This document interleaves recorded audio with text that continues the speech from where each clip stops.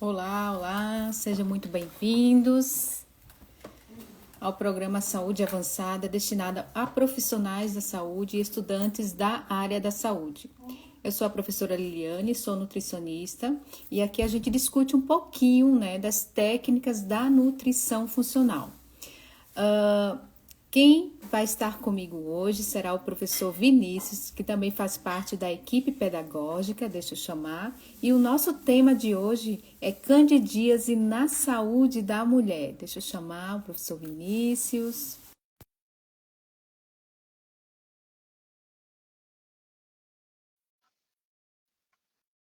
Vamos ver, o professor Vinícius está entrando para discutir um pouquinho hoje, sobre candidíase na saúde da mulher. Sejam muito bem-vindos, pessoal. Oi, professor Vinícius. Olá, prof. Lili, tudo bom? Tudo bem, e você?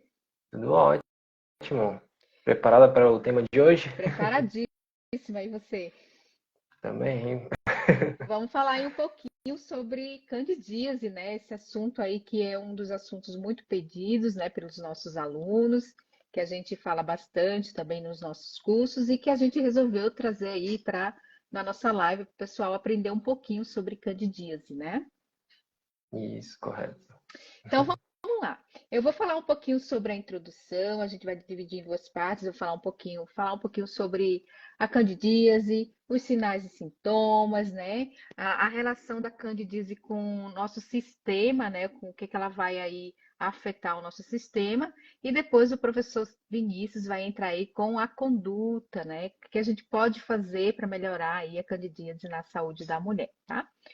Preparados? Sejam muito bem-vindos. Então vamos lá, Primeiro, vamos falar o que é candidíase, Muita gente deve saber, Mas é bom a gente começar a conversar desde o início, a base, para falar um pouquinho, desde dos princípios, para a gente entender, evoluindo, entender melhor aí sobre o assunto, tá? Então, candidíase é uma infecção oportunista, tá?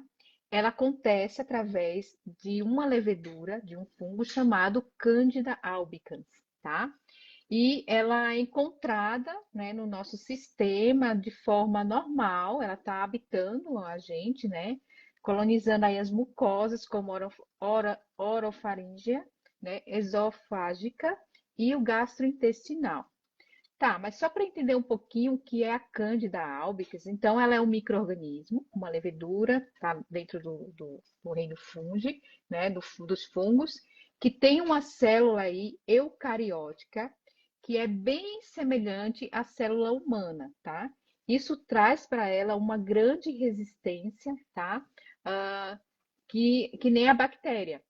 E ela consegue, através disso, se adaptar aí em meios aeróbicos, ou seja, ambientes, com oxigênio, e também em ambientes sem oxigênio, que chamamos de anaeróbico.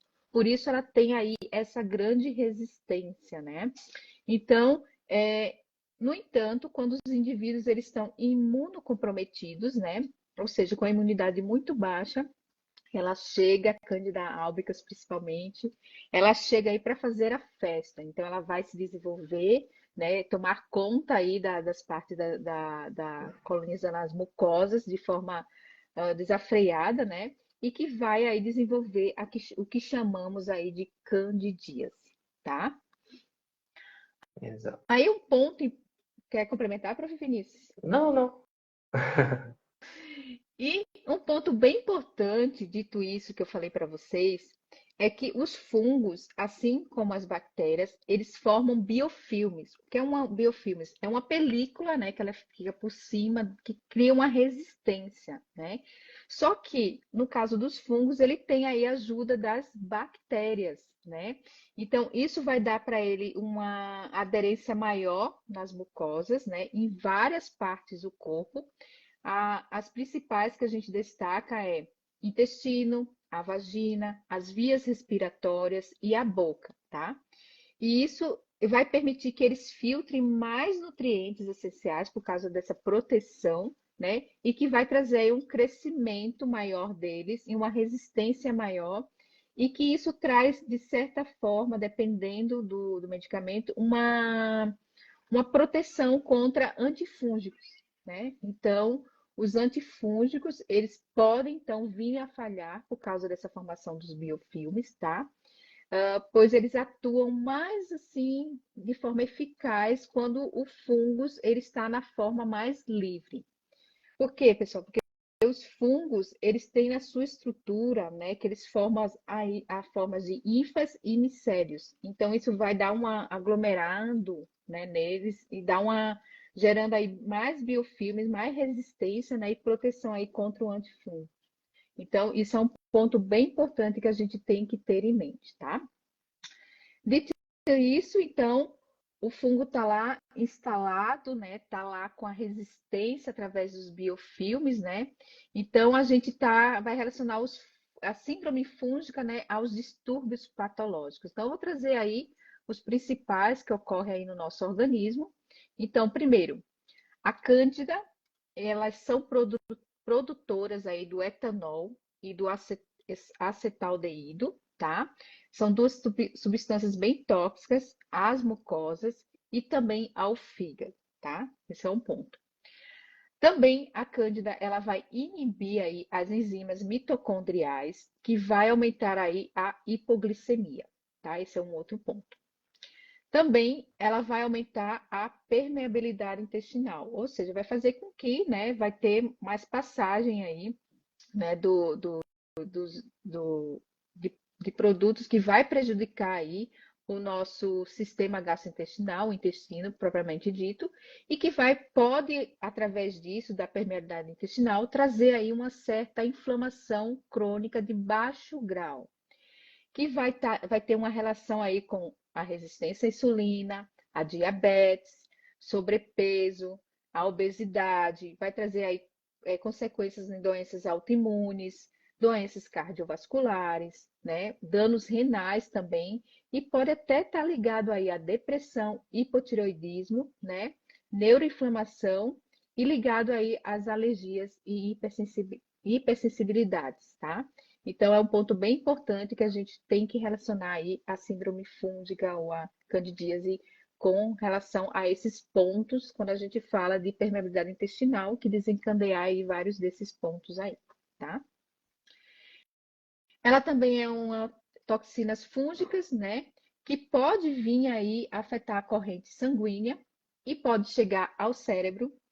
E com isso, né, os tóxicos vai trazer toxicidade aí aos neurônios, aos produtores de neurotransmissor, como GABA, que tem essa ação de relaxante, né? Então, a gente tem que ter um olhar bem atento a pacientes que têm irritabilidade, né? Porque isso é bastante comum em função aí dessas toxinas fúngicas, tá? Outra questão dessa irritabilidade é por conta da hipoglicemia. Então a pessoa fica sem comer, aí tem a hipoglicemia e a pessoa fica assim, com raiva, né? Quero comer. Então muitas pessoas, né, tem isso, né? Então fica de jejum bastante tempo e quando sente a fome fica mais irritada. Então é outro fator para dar essa irritabilidade, né, nessas pessoas que têm cândida e consequência, né, esses fungos disseminados em outras mucosas, né? Isso mesmo. Também ela vem com o papel de destruir nutrientes, tá? Bem importantes, né, para o funcionamento do nosso organismo, como aí vitamina B6 e a biotina, tá? Eles produzem aí gliotoxinas, que são tóxicas às células imunológicas, então vai trazer aí um sistema mais debilitado, né? Então o sistema imune fica mais exposto, né? Mais fraco, né? Ele promove, então, a degranulação dos mastócitos e ativação do eosinófilos, né? Que são células aí também participantes aí do sistema imune e está relacionado diretamente à parte das alergias, né? Causa Sim, também. os Pode falar, Os Vinícius. eosinófilos altos, às vezes, podem ser por conta dos fungos. Então, a gente pode investigar essa questão também quando a gente vê no exame ali um eosinófilo mais alto. Isso aí.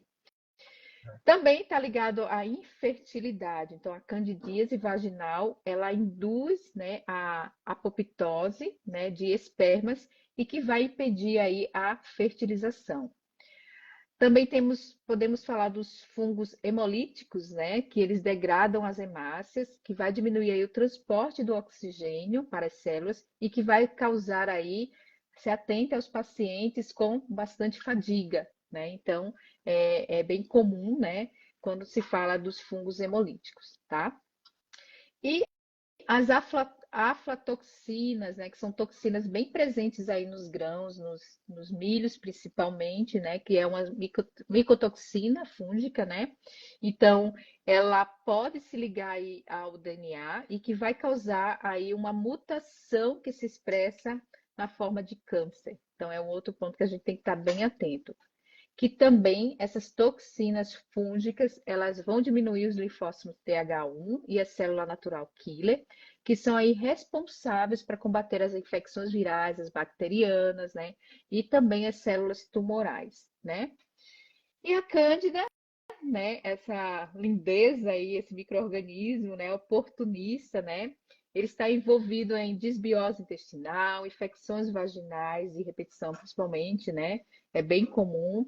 E em todo o sistema, não só feminino, tá, pessoal, mas também masculino, ele pode estar aí dando uma baita dor de cabeça aí para nós profissionais da saúde tentar, né, diminuir, tá?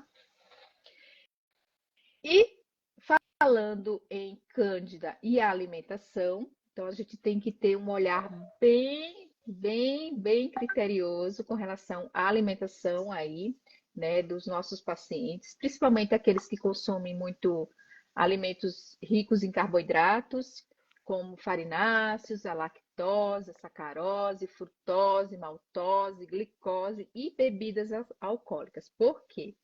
Porque a Cândida, ela é tem a predisposição aí bem potente na questão da fermentação, né? Então, ela, com a ajuda desses alimentos, ela vai trazer aí uma fermentação, né? Que vai gerar aí subprodutos como o acetaldeído e o ácido tartárico, que vai ter um efeito aí hipoglicemiantes, né? Então, esses efeitos, ele vai aumentar o cortisol, né? Vai estimular a fome, né? Vai depreciar os nutrientes aí como vitamina C, como o zinco, ácido patotênico, magnésio, tá? Ah, e também vai reduzindo aí a proliferação e a maturação das células imunológicas, o que vai contribuir aí mais ainda para o crescimento dessa cana. Então, ela é bem potente, né? Quando a gente fala assim de oportunismo. É engraçado uma coisa, que ela causa hipoglicemia, então a pessoa tem hipoglicemia, ela sente vontade de doce. E aí quando ela come doce, ela tá comendo o quê? O alimento para a cândida proliferar. Então ela já é muito esperta, né? Então ela já tá adaptada para isso, para gente sentir o que a vontade de comer o que ela precisa. Isso. É isso que eu digo assim. A Cândida é uma levedura, ela é muito da esperta, mas muito esperta mesmo. Como ela adora esses alimentos, como tu trouxe, Vini, cheio de açúcar, né? Então, ela libera substâncias que vão causar aí a hipoglicemia e que vai fazer com que a pessoa sinta aquele desejo por doce constante. Eu quero comer doce, eu quero comer doce. Então, vocês vão estar alimentando ela, né? Então, um dos pontos que a gente tem que fazer para destruir ela é deixar ela com fome. Então, quando tiver aquela vontade de doce, não coma doce. E E por falar em cortisol, que eu falei anteriormente, né?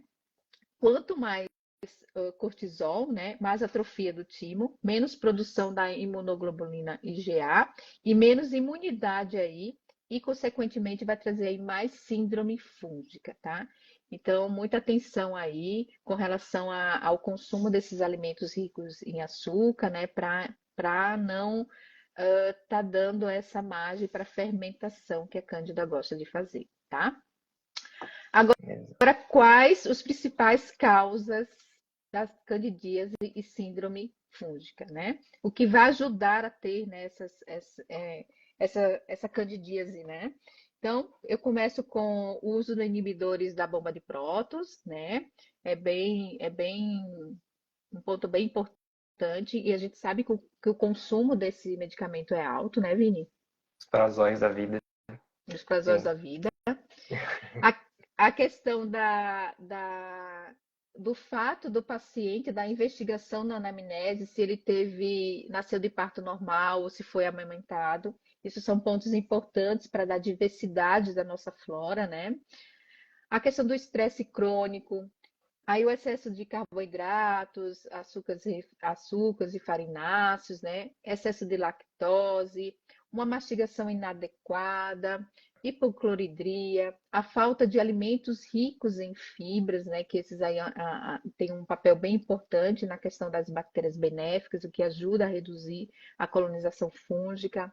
O consumo de alimentos por fungos, então ter uma atenção na escolha, principalmente das castanhas, né, e oleaginosas, então evitar de ser a granel, ou se comprar a granel, evitar de ser quebrados, né, comprar os mais quebrados, consumir os mais inteiros, e saber a procedência, né, quanto tempo está aquele produto ali exposto, né. A questão das frutas envelhecidas na geladeira, é importante sempre orientar os nossos pacientes que se uma fruta está com fungo é para jogar fora, não é para partir um pedacinho, né? Que como eu falei anteriormente, eles têm na estrutura eles têm as ínfas, né? Que aí ele vai fazer uma contaminação que não é vista a olho nu, né? Então tem que ter essa orientação aí para os nossos pacientes sempre. A questão dos cereais e grãos, que fica em grandes depósitos, principalmente quando se fala de trigo e milho, tá? Então é um outro ponto quando a gente fala do não consumo dos farináceos. A questão da imunidade baixa, porque você está predisposto, né, a estar aumentando essa colonização. As carências de alguns nutrientes, diabetes e resistência à insulina e constipação, tá? Lembrando que alguns sinais e sintomas que vêm além, né, do que a gente já conhece, que é o mais básico, como coceira vaginal, anal ou cutânea, infecções vaginais urinárias, caspas, aquela descamação na pele e na sobrancelha também é bem comum, e atrás da orelha e ainda nas micoses e das unhas, a gente tem outros sinais e sintomas, tá? Como exaustão, mau hálito, a língua esbranquiçada, o desequilíbrio hormonal, as dores na articulação, porque o caso da candidíase sistêmica, por exemplo, pode levar a uma resposta imunológica tipo descontrolada, né? Que vai resultar aí na inflamação das articulações também, a perda do libido, problemas crônicos de alergia, principalmente alergias por intolerância à histamina, tá? É bem comum quem tem síndrome fúngica. Problemas digestivos, com inchaço, né? Distensão abdominal é bem comum. Irritabilidade, memória ruim, névoa mental também é comum. Sudorese noturna por hipoglicemia. Desejo por fome, que a gente tanto falou aqui, né? Dor de cabeça, problemas de memória. A questão também, principalmente pelas toxinas fúngicas, a intoxicação hepática, alteração do TGO e TGP. Então, observar aí a questão desses marcadores, né? E queda de cabelo, sapinho e assaduras anais, tá? Então, dito isso, de tudo isso que eu falei sobre candidíase, síndrome fúngica, né? Dito isso, então, quando pensamos na saúde da mulher, a gente tem que olhar que a mucosa dos órgãos genitais, especialmente a vagina das mulheres, é um ambiente bem habitado aí por fungos, principalmente da espécie Candida albicans e Candida glabrata, né? E a candidíase vaginal recorrente, né? O de repetição, pode sim ser agravado por um consumo aí errado de alimentos, né? Como a gente falou anteriormente, né? Também, além de ser o ambiente vaginal, ele é úmido, né? E quente, então já tem uma predisposição para ser um ambiente de desenvolvimento aí, né? Da cândida. Ter atenção também com relação ao uso de sabonetes antibacterianos, né? Não é recomendado. A questão da desbiose intestinal, que agrava muitas mulheres, que também tem um papel aí importante quando a gente fala de candidíase de repetição. E está conectado à desbiose vaginal também. E um outro ponto é o uso de anticoncepcionais, tá? Então, atenção aí quando a gente está atendendo as mulheres para verificar esses pontos, a alimentação, a questão do anticoncepcional, a questão do uso aí de sabonetes antimicrobianos, né? E a questão da constipação, né? Então, são pontos bem importantes que traz aí a candidíase vaginal de repetição. Sim. De, Anticoncepcionais causam desbiose, né? E aí, também. quando a gente tem uma desbiose intestinal, é um dos mecanismos, essa desbiose intestinal, a mucosa intestinal, ela comunica com a mucosa, né, do trato vaginal ali. Então, a mucosa vaginal comunica com a mucosa intestinal. Então, a desbiose em um canto vai levar a desbiose em outro. Então, por isso que a gente precisa tratar esse intestino para recuperar também a mucosa vaginal, né? Isso aí. E aí, Vini, o que que tu traz aí, dito que eu falei sobre como funciona, o que é candidíase, sinais e sintomas, o que que ela causa na nossa saúde aí, né? Essa cândida danada, o que que tu traz aí como conduta? Então, o tratamento deve ser sistêmico. Então, primeiro a gente tem que arrumar a alimentação dessa pessoa. Então, tudo que ela está fazendo errado, às vezes quer consumir muito açúcar, muito farináceo, muitos lácteos, né? Muito soja, essas coisas assim, o uso de anticoncepcionais. Então, tem que evitar, né? Então, essas castanhas, nozes, essas frutas secas, tem que escolher muito bem, que nem você já falou, né? Então, tem algumas que você pode ver selo de qualidade em alguns produtos, escolher esses alimentos mais inteiros, então escolher uma castanha, uma semente mais inteira, em vez da semente quebrada, e evitar, né? Então, o trigo e o amendoim, que são fontes de toxinas, seriam uns dos passos, assim, os primeiros passos, né? E a gente precisa, então, da alimentação, então, em geral, a gente precisa diminuir o carboidrato. Então, a gente faz uma dieta mais low carb para essas pessoas. E uma dieta menos fermentativa. Então, a gente diminui as fontes de carboidratos fermentativos, os FODMAPs. Então, isso que seria a primeira abordagem. E aí, o que mais? A gente introduz os antifúngicos, porque os antifúngicos vão ajudar a matar. Então, a gente tem suplementos, chás e temperos naturais que podem ser utilizados, né? Então, o alho, por exemplo, é super antifúngico, o orégano e óleo de coco. Então, todos esses dá para ser consumido pela via alimentação ou por suplementação. Além disso, tem o própolis, tem a cúrcuma, o gengibre, ah, várias, berberina também, o alecrim. Então, várias coisas podem ser utilizadas. Então, os chás podem ser utilizados desses alimentos, então do gengibre, do alho, por exemplo. E a gente precisa considerar a pessoa como um todo. Então, se ela tiver uma digestão ruim, uma má mastigação, a gente tem que atuar nisso. Porque a boa digestão, né, que primeiro acontece na mastigação e depois no estômago, vai ajudar a controlar essas bactérias e fungos, né, que estão ali no intestino. Então, se a pessoa usa muitos omeprazol ali, então tem que orientar a pessoa a verificar se é realmente necessário ela utilizar, então se ela está usando por conta própria, né, para reduzir sintomas gástricos. Então, e aí, a gente precisa o que também? Melhorar o sistema imunológico. E como que a gente melhora o sistema imunológico? Tem que pensar de forma integral. Então, o exercício físico é importante, o sono, o estresse. Então, ter medidas para controlar esse estresse. Os nutrientes são muito importantes para o sistema imunológico. Então, medir zinco, medir ferro, medir a vitamina A, a vitamina D, o selênio no sangue e repor se necessário também, muito interessante. Tem também os alérgenos. Se a gente consumir muitos alérgenos, então, imagina, eu sou sensível ao leite. Se eu ficar consumindo muito leite, o meu sistema imunológico vai reagir à proteína do leite. Ele vai deixar ele vai ser distraído. Ele não vai reagir contra os fungos mais. Ele vai começar a ter que reagir contra esse leite, porque ele já tem essa propensão. Então, você evitar de consumir os alimentos a qual você tem sensibilidade é essencial também. E o uso também de suplementos. Então, pode utilizar o gengibre, como já foi dito, o própolis, como já foi dito, porque além de eles ajudarem a matar, eles melhoram o sistema imunológico, né?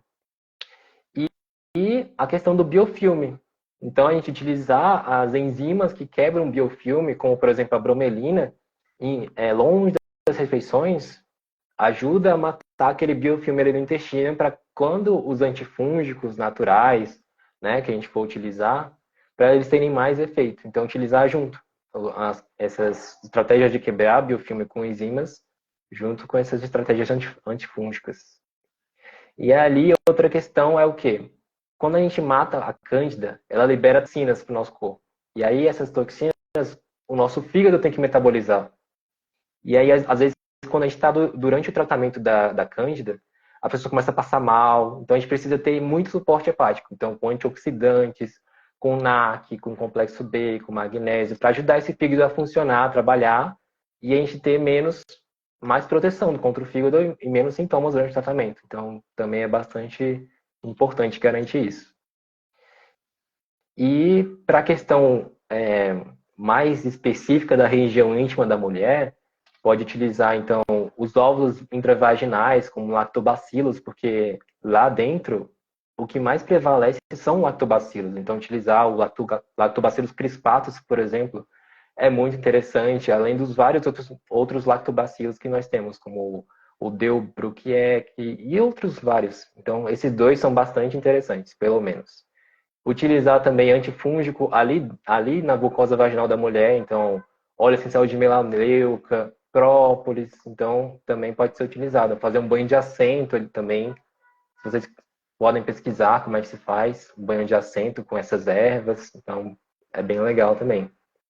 Além das questões que a Lili falou, então evitar um excesso de umidade, excesso de calor, roupa apertada, dormir sem roupa íntima, né, para arejar ali, evitar essas coisas que vão propiciar mais, né, a questão da cândida. Então, seriam essas orientações principais, então, para o tratamento. A gente tem também, a gente fala muito, né, no nosso curso, principalmente o de nutrição funcional, a formação em nutrição funcional, sobre alguns óleos essenciais, né, que eles têm aí o papel de ter essa atividade antifúngica, Vini. A gente pode falar um pouquinho, né, sobre esses óleos aí. Sim, tem o óleo de orégano, o óleo de alho, o óleo de copaíba, então todos esses óleos podem ser suplementados para ter essa ação antifúngica. Então, o óleo de coco também, né? Tem o ácido láurico e o ácido caprílico lá. Então, esses óleos são bastante interessantes de serem utilizados no tratamento. Então, a gente precisa entrar com várias coisas antifúngicas ali. Não pode entrar só com uma coisa. Porque ela é resistente. Então, a gente precisa entrar com muita coisa. Né? Quando a gente fala de óleo, só para vocês terem aí anotado, pessoal, o óleo de orégano, por exemplo, é de 200 a 1.000 miligramas 3 vezes ao dia, tá? Essa é mais ou menos a dosagem que a gente recomenda. O óleo de alho, a gente recomenda uma cápsula, né? De mais ou menos 500 miligramas, né? Claro que isso tudo vai de acordo com o que for avaliado, né, do paciente de forma bem individual, né? E, e a questão aí de usar e abusar aí dos temperos, né, que eles são antifúngicos, né, que é o tomilho, o cravo, o anis, o endro, né? Então eles têm um papel aí bem importante, né? Quantidade que vocês para temperar o alimento, usar e abusar, isso tem que indicar aí aos pacientes, né? Outras a questões. falar. Também tem a biotina. A biotina, os fungos, a cândida, ela inibe a produção, né, de biotina no nosso corpo, a absorção. Então, ela quebra essa biotina. Então, e a biotina, ela age contra os fungos. Então, ela é antifúngica. Utilizar doses mais altas de biotina, que nem os suplementos para cabelo têm, é também interessante. Até porque uma questão que a mulher sofre muito, né, que tem síndrome fúngica, essas questões de candidíase, é a questão de sintomas de falta de biotina. Então, cabelo a unha fraca, essas coisas, essas questões. Uhum. A gente, no caso, se o óleo for um produto mais caro aí para os pacientes, né? A gente também recomenda as tinturas, né? Removedoras também é um ponto bem importante que pode fazer aí, no caso de alecrim, de orégano, de gengibre, de tomilho, cravo, de anis, de endro, né? Sim, Então, é recomendado aí por 60 dias, no mínimo, né? De 20 gotas, de 8 em 8 horas, né?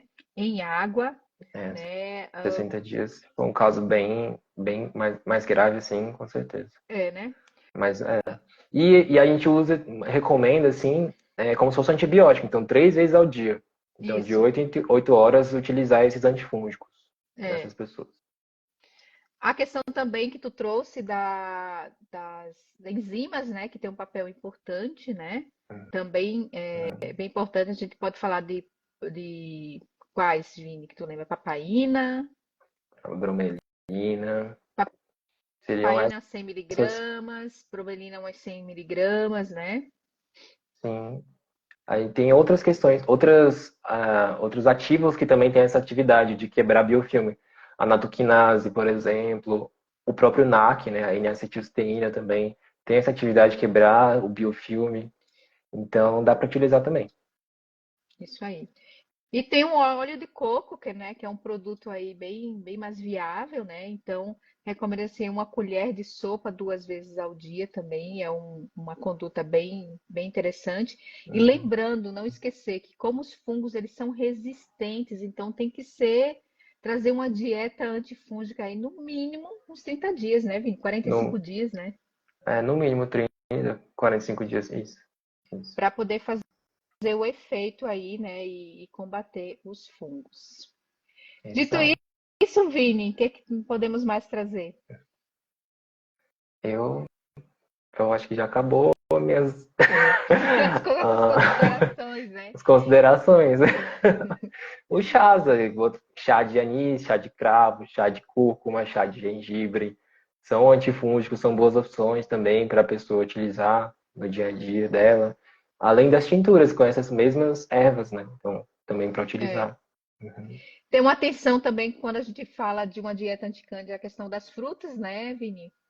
Sim, as frutas tem que ter umas frutas de baixo índice glicêmico. A gente, às vezes, até recomendamos os pacientes para eliminar todas as frutas, só consumir frutas sem carboidrato, por exemplo, abacate, coco, né? Então, Uhum. retirar, às vezes, recomendamos retirar por 15 a 30 dias essas frutas mais ricas em carboidrato. A gente tem também recomenda, né, a questão dos vegetais, ter uma atenção aí para o aspargos, a cochofra, beterraba, brócolis, couve-flor, repolho, couve de Bruxelas, né, ervilha, né? Então a gente tem atenção aí ao não consumo, né, desses vegetais. Uhum, exato. E você viu se tinha alguma dúvida nos comentários, Lili? Não vi. Vamos dar uma olhadinha aí para Vamos dar uma responder olhada. repetir rapidinho aí para finalizar a nossa live de hoje. Vamos ver.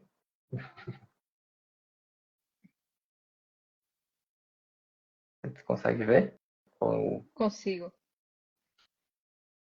Pode explicar melhor esse mecanismo ligado à hipoglicemia? Ah, sim. Agora, eu não me lembro ao certo o nome da molécula, né, da toxina que os fungos fazem, mas tem algumas toxinas que elas vão competir, elas vão competir naquela cadeia do ciclo de Krebs. Então, o nosso corpo usa o ciclo de Krebs para fazer energia. E o ciclo de Krebs também é essencial para a gente fazer o caminho o contrário, né, para subir para fazer glicose. Então, quando o ciclo de Krebs está interrompido ali por conta dessas toxinas, a gente não vai conseguir fazer glicose para manter a glicemia. E aí por isso que é muito comum, então, mulheres com síndrome fúngica terem, por exemplo, uma hemoglobina glicada mais baixa, ou então, e tem esses sintomas, né, de, ai, a visão fica escura, turva, a pessoa fica com muita fome, muita raiva. Então, esses sintomas de hipoglicemia, então tontura, né? É bem comum. Outra pergunta aqui, existe algum tipo de teste que possa ser feito em casa para analisar a presença de fungos nas paredes e colchões? Teste Eu acho, caseiro, é, eu não sei. desconheço. Eu acho que o que é recomendado é você sempre fazer uma boa limpeza, né? Deixar o lugar sempre bem arejado, né? Principalmente nessas épocas de chuva, né? Bastante chuva. Então, quando sair um solzinho, limpar bem, né? O ambiente e abrir bem as janelas, deixar o sol entrar, né? Então, não tenho, eu não conheço um teste específico aí para estar detectando isso. Também não. Deixa eu ver. Aminoácido histidina pode aumentar a estamina? Pode. O di, Então, o diominera também provoca disbiose?